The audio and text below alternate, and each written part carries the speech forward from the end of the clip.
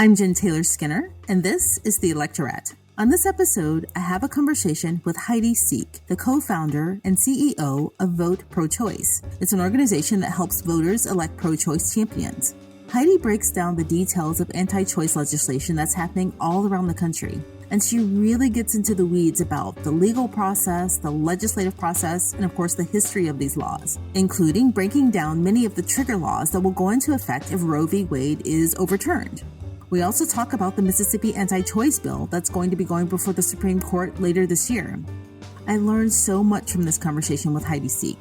So I hope you enjoyed this conversation with the co-founder and CEO of Vote Pro-Choice, Heidi Sieck.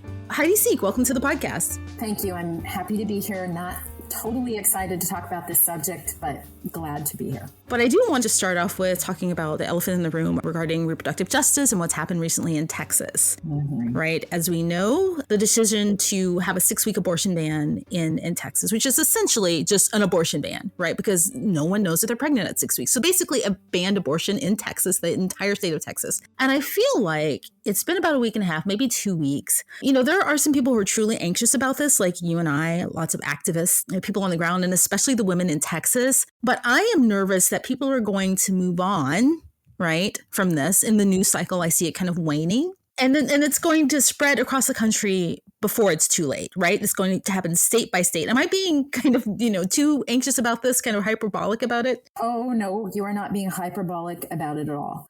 As I like to say, this is a constitutional emergency of national importance. So conversations like this could not be more important. And I will say that this Texas bill that was signed into law by Governor Greg Abbott in May, who is, by the way, up for re-election in 2022, and he must be removed, is a 6-week abortion ban, but it is actually more insidious than that. It is an innovation in legislation to circumvent the constitutional protections of Roe. So it's even scarier than your average 6-week abortion ban that's been happening over the course of the last decade. Now, I want to frame this Texas situation in a bigger picture. This is not a new phenomena of this type of legislation that's trying to prevent people from accessing reproductive health care. This has been going on since the mid-'80s. Now, Roe v. Wade was decided in 1973, which provides constitutional access to abortion with some caveats, but it created that perspective of a trimester. So it's abortion up until viability, which is around 24 weeks. That has been constitutional protected access since 1973. However, since around the mid-'80s, the Republican Party, particularly like the Reagan Republicans, decided that they needed to find a lever for a particular kind of evangelical, white supremacist, super conservative that they needed to keep connected to the Republican Party in order for them to win elections and to build power. So they figured out that abortion was the thing. And since the mid-'80s, they had been funding an extraordinary amount of money into infrastructure to allow for this small group of people. This is roughly 18 to 20% of the electorate that has been given outsized power because of this investment in infrastructure. And what do I mean by that? There's protest infrastructure. There is leadership development in colleges and youth groups. There are templated pieces of legislation. There is support for campaigns in down ballot races that has been going on for 30 years. And more insidiously is the recruitment and the placement of federal justices that are extremely conservative. So what we're seeing now is the fruition of this investment. So this law is one of 1,000. The overly funded anti-choice minority have been introducing pieces of legislation like this since the early 90s. I was working in the Nebraska unicameral in 1992 when this first started. What these pieces of legislation do is try to find ways around the constitutional protection of Roe to prevent people from accessing abortion. And they've evolved over time, but hundreds of pieces have been passed. They include straight up post-Roe trigger bans that would ban abortion if Roe is overturned, to these little insidious like propaganda legislation that's like waiting periods, mandatory ultrasounds that are all contextualized in protecting pregnant people, but are actually about preventing access. So this is just another innovation in that. And this is a particularly terrifying one because they figured out a way around the constitutional protection of Roe. So when you hear about the Texas 6-week abortion ban, we've had other 6-week abortion bans that are unconstitutional on its face. Those have to kind of flow up through the judicial system into the appeals courts that will, eventually face the Supreme Court. And we can talk about the Supreme Court in a minute. But this one actually goes around the judicial system by deputizing any private citizen from being able to sue an abortion provider or someone helping someone get an abortion. So it's like vigilantes with bounties that is just unheard of. And the Supreme Court, in the dark of night, allowed it to go into effect on September 1. So this is the disaster. You are absolutely right. And I'm glad you mentioned that this has been happening since the 80s and probably since before then, since, Roe was enacted in 1973. But there's a book called Obstacle Course, which everyone should read, by Carol Jaffe, which talks about the obstacles in every state. I mean, there are hundreds of them, if not thousands of them, that have been happening for decades, like 20, 40 years, right? And abortion is effectively banned in more states than we realize. I mean, there are circumstances in this book that she lay out where women have to travel several states, and they have to go through this waiting period, like you said. And so it's really important that people realize that this didn't just start happening. Oh, no. And the thing that's really scary about Texas is exactly what you said. They found a way to circumvent the Constitution. And I think they've created a blueprint for other states that want to do the same thing. Oh, not think. They have created a blueprint. And I've heard rumors, there are rumblings in Arkansas, South Dakota, Pennsylvania, Michigan, Ohio, Florida, Utah, I think North Dakota, West Virginia, they're looking at passing this particular kind of legislation now. So I do want to take a step back. And usually I start these conversations by saying that we are talking about abortion. We're talking about Roe v. Wade and the constitutional access to abortion. But sometimes when people hear this subject, they are like, oh, that's a women's thing. It's a Planned Parenthood and AROL thing. And I want to sound the alarm to everyone listening that this is not just a women's issue. This is an everyone issue. We are talking about a overly funded anti-choice minority that has a perspective that the government has jurisdiction over your reproductive freedom, that the government has a role to say if you should remain pregnant when you don't want to be. And not only does this impact the pregnant person, which could be a woman or a transgender man or a non-binary person, it impacts the entire community around that person. The partner, the family, the dreams and wishes that folks have for their lives, their educational opportunities, their jobs, here's the thing. 1 in 4 people who are in reproductive age and could get pregnant have an abortion, and 2/3 of those are mothers. That is a whole lot of people. And now, with Roe v. Wade, it does provide a constitutional access for abortion, but roughly 56% of this country lives in a place that's hostile to their ability to exercise reproductive freedom. And the fact of the matter is access has been really challenging for low-income people from day one. But now with this Texas ban, it's over for 1 in 10 people because that's how big Texas is.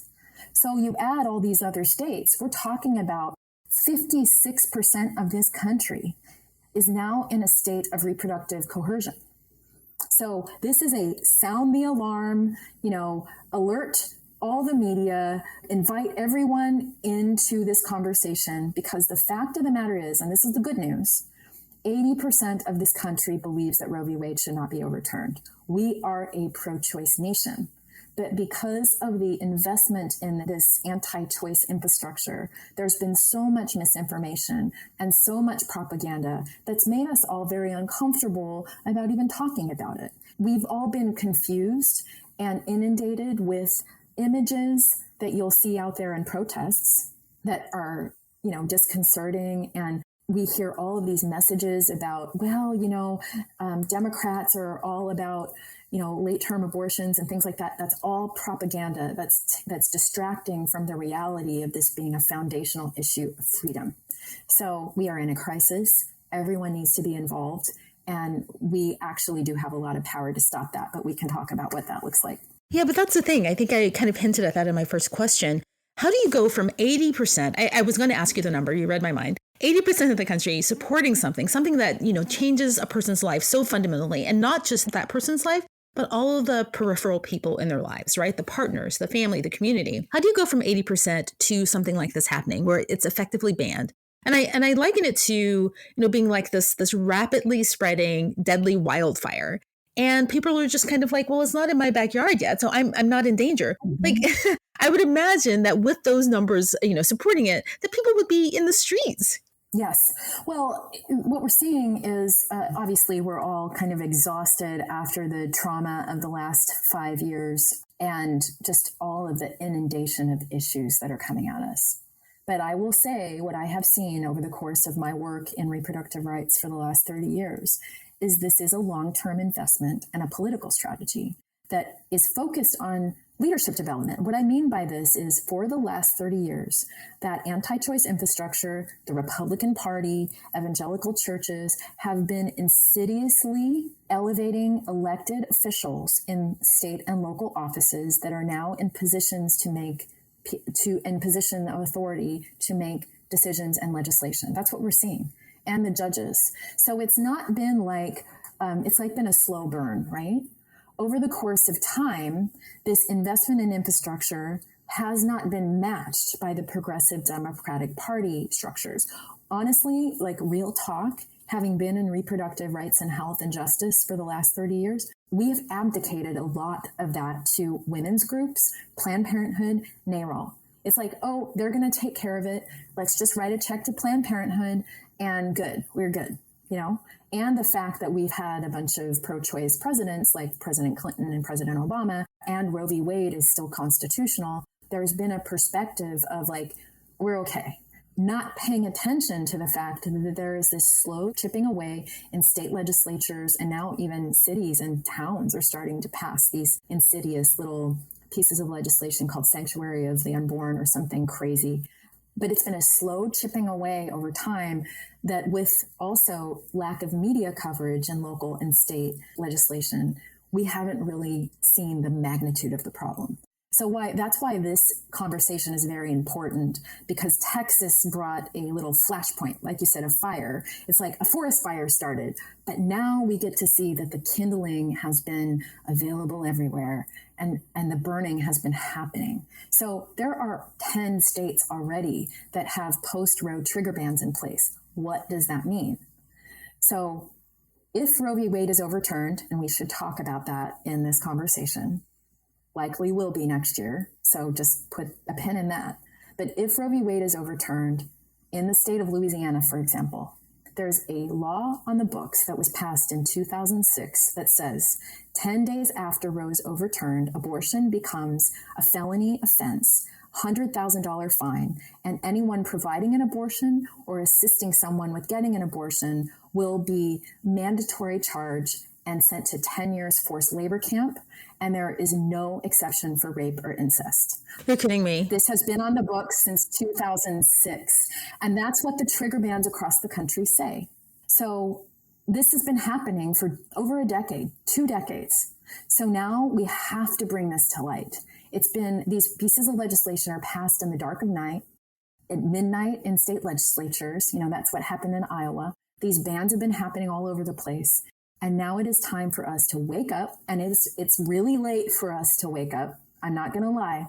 We're at a place where it's quite dire, but it's time for the whole pro-choice nation to wake up and say, no, stop. I have to say, I've heard about a lot of legislation, but I have never heard about this in Louisiana. I kind of want you to repeat that again. So it's been on the books since, you said 2006 or 2006. So how, first of all, why haven't they been able to pass this? Why is it still on the books? How does this work legally? Oh, because it's a post-Roe trigger ban. So it's like the state legislature they're called trigger bans because They are pieces of legislation that are there in case Roe gets overturned. So you have to understand, this is a strategy. This is like I was saying, an infrastructure, political strategy that's been funded over the course of the last 30 years that includes state, local, judicial, at every level of government. And so the state strategy is to put these trigger bans in place that if Roe is overturned, abortion is automatically illegal. So they don't have to do anything after Roe is overturned. It just becomes illegal. And it's like, again, passed in the dark of night in these places that have GOP legislators that have been elected with all of this investment, all of the gerrymandering that's been going on for years. It's just an investment in infrastructure. Right. It's all connected. One of the comparisons that I've made recently was to the Supreme Court decision around Shelby County versus Holder with voting rights, right? Yes. When that came down, there were trigger laws, all over the country that were just waiting. And I think some went into the effect the very same day, if not maybe the next day, but they were ready. As soon as that provision, I think it was provision 4 or 5 in the Shelby County versus Holder decision with the Supreme Court. Once that was taken away, they went into effect, right? And we saw, I think the first year that we saw the effects of that was it the 2008 election or 2010? Mm-hmm. That's right. And that you make a very important point, because voting rights and these rights to reproductive freedom are absolutely 100% parallel and tracking each other. These are tools of oppression, which is taking away voting rights, taking away reproductive freedom, and they are mapping the same strategy. So everything that's been going on in the voting rights has been going on in reproductive freedom as well. And so that is what I want folks to know. Now, Texas is particularly insidious because it's a new strategy. It's a new kind of template. But these kinds of insidious pieces of legislation in various forms, like the Louisiana one that's been around since 2006, are all over the country already and have been sitting on the books for a couple decades. Well, what you just told me about Louisiana, they're like to Texas, hold my beer. Mm-hmm. That just sounds awful. But I do want to get into a little more detail about some of these states, like Mississippi. People have been talking about this case in Mississippi that's coming before the Supreme Court. And I think the ban would be at 15 weeks. Can you tell me a little bit more about that, the origins of the case, and what effect it would have nationally? Yeah. Okay. So this is another urgent situation. This was actually something I was stressed out to the maximum before the Texas law went into effect. So here we go. Particularly since Donald Trump was elected president, we saw an increase of states passing unconstitutional abortion bans. So what that means is that Roe protects abortion to viability 24 weeks. And then subsequent Supreme Court cases, particularly Casey in 1992, does provide some government regulation in that second trimester. So that's where you see different kinds of, they're called trap laws, but they're like insidious little pieces of legislation to regulate your access. States have been also passing unconstitutional abortion bans from 6 to 15 weeks. So a state will say, we're going to ban abortion at 6 weeks. That's what happened in Georgia a couple years ago. Iowa did it. We had a bunch of abortion bans that were passed during the Trump years. These are unconstitutional on its face. So it's a little bit of a game of chicken. It's like, here's the state passing this law. Planned Parenthood, the National Women's Law Center, Center for Reproductive Rights, ACLU, is required to sue because it's unconstitutional. So that lawsuit is passed. It goes through the judicial system, hits the appeals court. The appeals court has to overturn it because it's unconstitutional. And then it hits the docket of the Supreme Court to see if the Supreme Court wants to take it up. Now, the Supreme Court for the last couple of years have had roughly 20 cases like this, just sitting there waiting for them to decide if they want to consider it. And we've been waiting patiently, not patiently, we've been fretting instantly for years, wondering if they're going to take up one of these cases. And this year, they did. They picked up the Mississippi 15-week abortion ban with the specific question of, are any pre-viability abortion restrictions unconstitutional? ? So this is key because obviously Roe v. Wade is a precedent, but we know this Supreme Court, with its stolen seats with Amy Coney Barrett and Gorsuch and Kavanaugh, making it extremely conservative, we know that they are a little bit loose on precedent, and that this Supreme Court actually has overturned some precedent on some other issues before in the last couple of years. So this is a precedent overturning situation.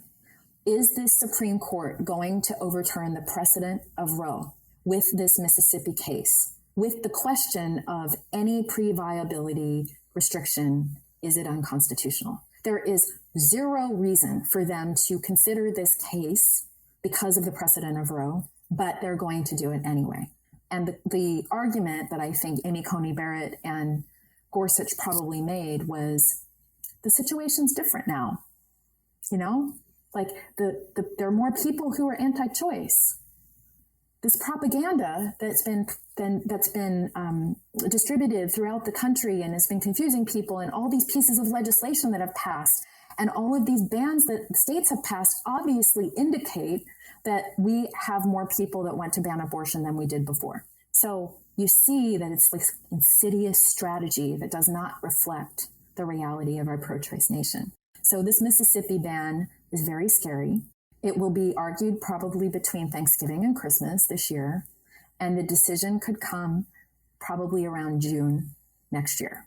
Right. No, that's really helpful because no one's explained it to me, the process, in that much detail before. So that's really helpful. So this sounds scarier than Texas, if you can imagine that, because it would overturn precedent, right? Because as you said, Roe establishes viability at 24 weeks? Mm-hmm. Having the question open, like, well, is that reasonable? Given that, some people don't like that. It's just like saying, some people now in, 2021 don't like the fact that Black and brown people have equal access to the ballot. So, should they have it? That's right. Well, I mean, what Roe does, it creates frameworks for limiting states' access to ban abortion or control reproductive freedom. So what this will do, if Roe is overturned, it turns it back over to the states. And that's when those post-Roe trigger bans activate. That's when other pre-Roe trigger bans activate. But that's also when states like New York or California or Massachusetts or Oregon and Vermont, who have strong protections and have created more access to reproductive freedom, that's where they come into play here. There will be what I think reproductive freedom zones, as there were before in 1973. People are going to have to start traveling, as they're doing in Texas. I mean, right now, we heard in Fort Worth, the Whole Women's Health Clinic had to turn away 70 patients who already had appointments for their reproductive care. And these people, pregnant people in Texas, do not have access to abortion right now after 6 weeks. And to be clear, I want to be clear about this 6-week thing. It's actually really 2 weeks. It's only 2 weeks after a missed period. So you've only got 2 weeks to really make any decisions if you are even aware that you're pregnant at all. So there's a major crisis. Now, if Roe v. Wade is overturned, all of this decision-making and structure goes into state law.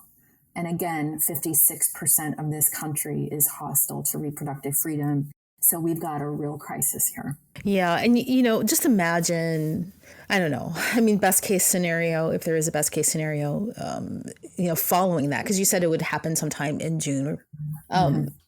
Let's say we have more blue trifectas in, more states across the country, more blue seats, more Democratic seats in the Senate and in Congress, and President Biden's reelected.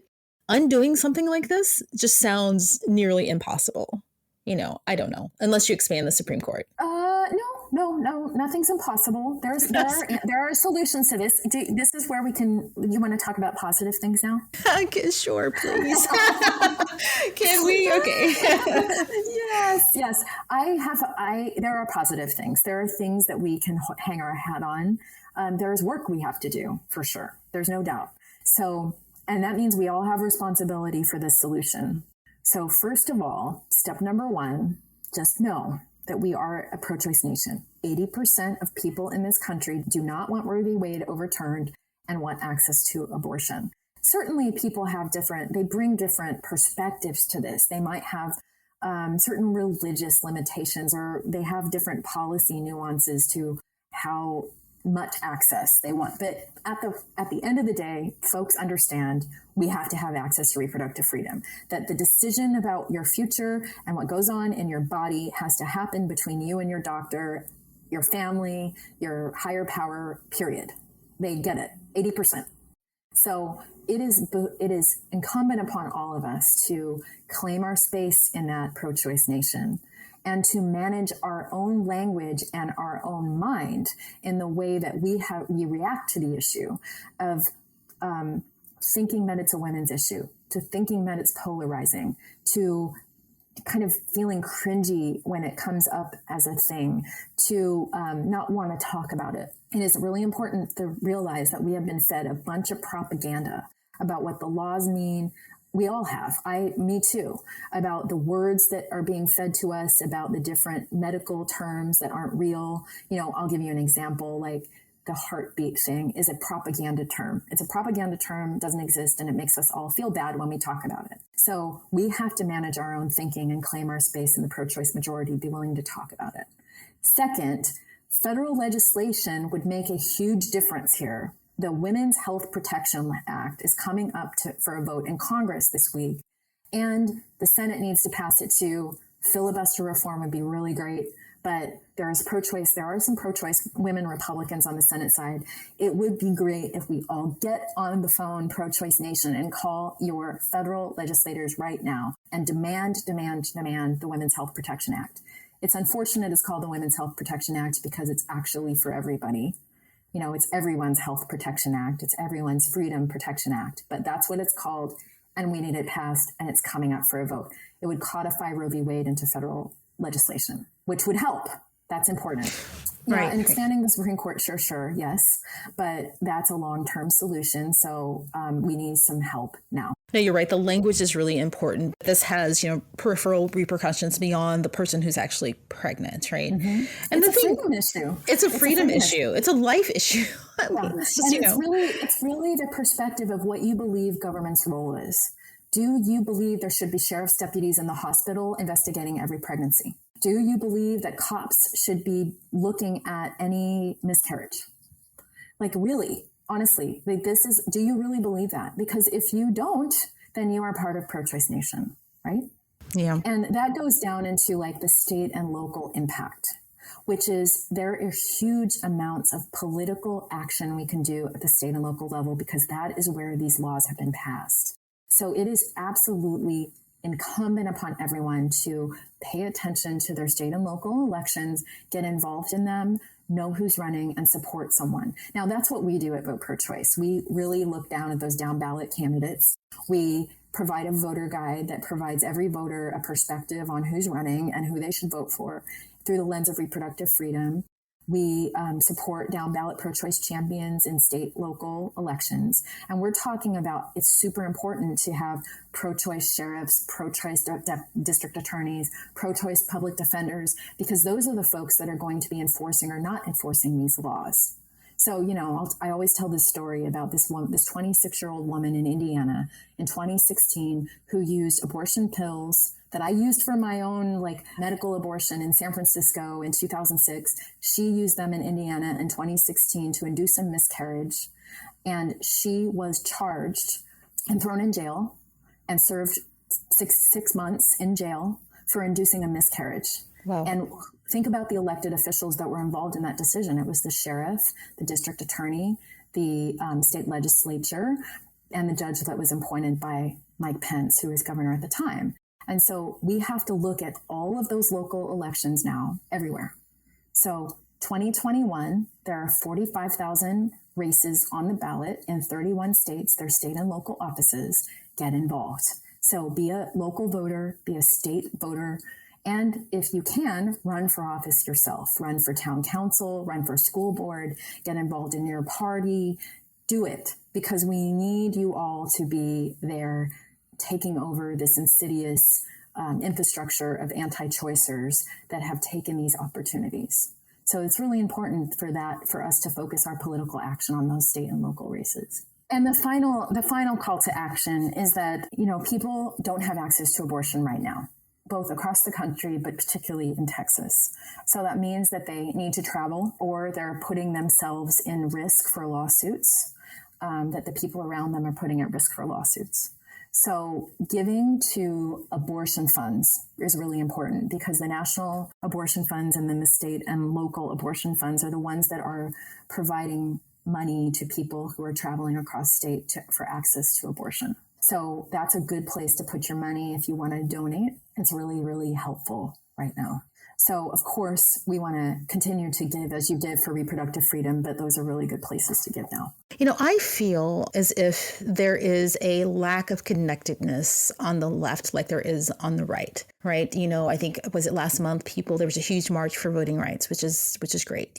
Last summer, everyone was in the streets for, civil rights and, police reform and criminal justice reform. And I think that on this side, there is a lack of connecting how all these things are related. Like we were just talking about how Republicans have been putting judges in place. They're doing all of these things. They've been putting state legislators in place, right, for decades.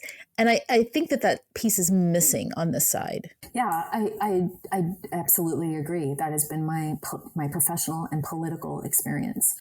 And it's really unfortunate. So again, what I've observed is that politically, people want to put this in the women's issues box. They want to kind of stick it over in a corner. And, let's be honest, what we're talking about is a very personal thing. We have to be talking about our pregnancies, our sexuality, the choices we make in our lives that are very intimate. We're talking about our sexual decisions. And nobody really wants to be talking about that at scale, right?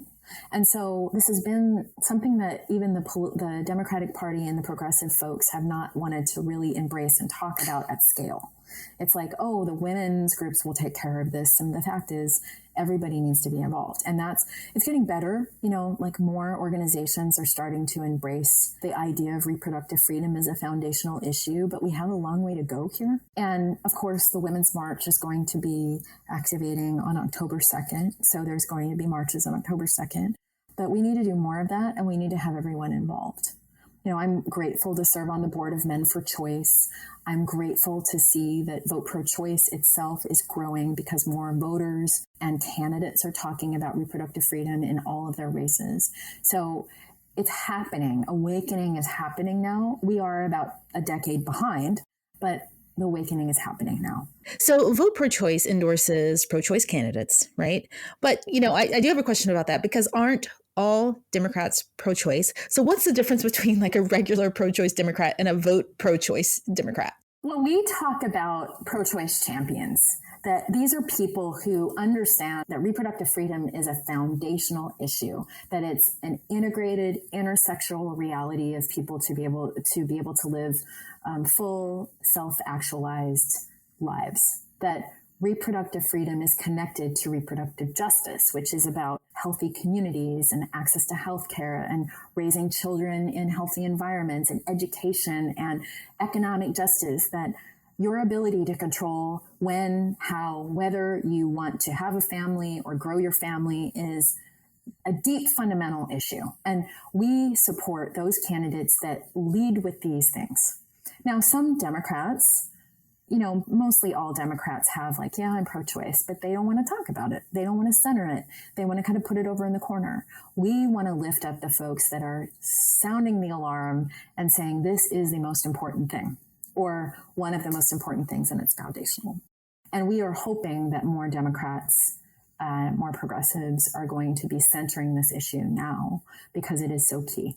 So a Vote pro-choice champion candidate, you can bet, is going to be leading on these issues. But even that, you can guarantee that those are going to be the folks that are also leading on voting rights and economic justice, because these are candidates that understand that the tools of oppression are multifaceted and that they're all connected.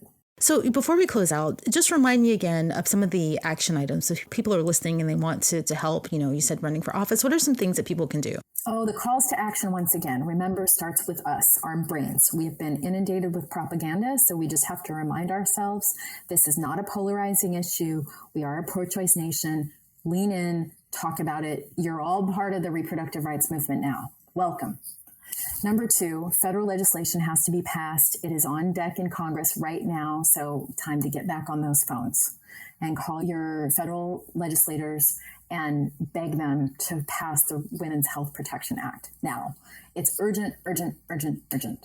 Number 3, get very aware of your state and local elected officials. That's what Vote Pro-Choice does. We have made that totally available to you.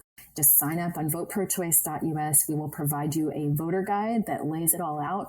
You cannot make a mistake, but get involved. I'd love to see you also run for office, particularly school boards and state legislative races. We can help you. We will endorse and support candidates. We can also find partners to help you. And if you want to give, of course, continue to give to your reproductive rights, health, and justice organizations. The local ones are very important. Planned Parenthood clinics, very important to keep going. But give to abortion funds too, because those are helping the folks that need services right now. So those are your calls to action. That's perfect. Can you give me a list offline of abortion funds, and I will post those in the show notes? Yeah, I have a really great link that has all of the Texas abortion funds, and it distributes them equally. Excellent. Well, Heidi Sieck, thank you so much for all of this work, all of the work you've done, and thank you for taking time to talk to me today about this. Oh, Jennifer, thank you for having this conversation and continuing to make sure that this is centered and that we continue to talk about it. It's so important.